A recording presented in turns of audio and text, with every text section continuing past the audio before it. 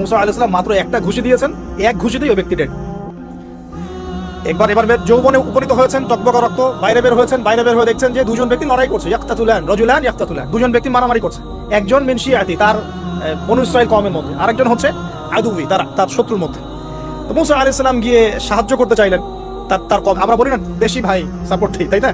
আচ্ছা, তো মুসা আলাইহিস সালাম গিয়ে সাপোর্ট দিতে গিয়ে শুনেন, ফাওয়াকাযাহু মুসা ফাকাদা আলাইহি, মুসা আলাইহিস সালাম মাত্র একটা ঘুষি দিয়েছেন, এক ঘুষিতেই ওই ব্যক্তি ডেড, স্পট ডেড।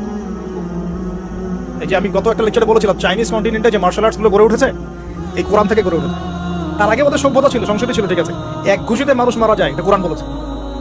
এক ঘুষিতে মানুষ মারা যায়, এটা কোরআন বলেছে। ওরা এখন রিসার্চ করে বের করে যে 6টা-7টা স্পট আছে মানুষের দেহে, এক ঘুষিতে মানুষ মারা যেতে পারে।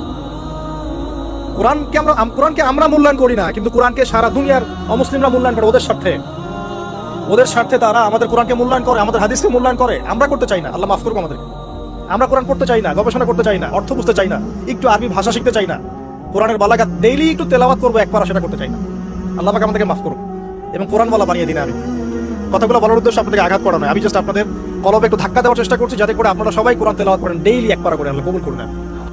এবার কি হলো, এটা ইন্টেনশনালি ছিল না, আনইনটেনশনালি মুসা আলাইহিস সালাম এখন কিন্তু মানে হত্যার অপরাধী হয়ে গেছে, তাই না?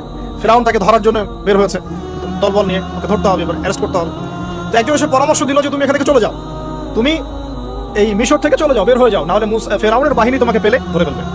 এবার মুসা আলাইহিস সালাম চলে গেলেন কোথায়? মাদিয়ান। কোথায় বলেন? অনেক দূরে মাদিয়ান। মাদিয়ানে গিয়ে তার না আছে কোনো শেল্টার, না গার্ডিয়ান, না কোনো খাবার, না পানি, কিছুই নাই। ঠিক নবী সাল্লাল্লাহু আলাইহি ওয়াসাল্লামের সাহাবীরা হিজরত করেছেন আবিসিনিয়ায়, নবীজি হিজরত করেছেন একবার তায়েফে, ওখানে মার খেয়ে চলে আসতে হয়েছে না, মনে আছে? তায়েফের 3টা গোত্র ছিল, আব্দু ইয়ালাইল, আব্দু মাসউদ, হাবিব বিন আমর, এই 3 গোত্রের নেতা ছিল। এরা নবী সাল্লাল্লাহু আলাইহি ওয়াসাল্লামকে ছোট ছোট বাচ্চাদেরকে দিয়ে পিটিয়েছিল, নাউযুবিল্লাহ। তারপরে নবীজি বদদোয়া করেন নাই, ওখান থেকে চলে আসেন মক্কায়। আমি গুছিয়ে বলছি শর্ট করে। তো এভাবে মুসা আলাইহিস সালাম কেউ হিজরত করতে হয়েছে।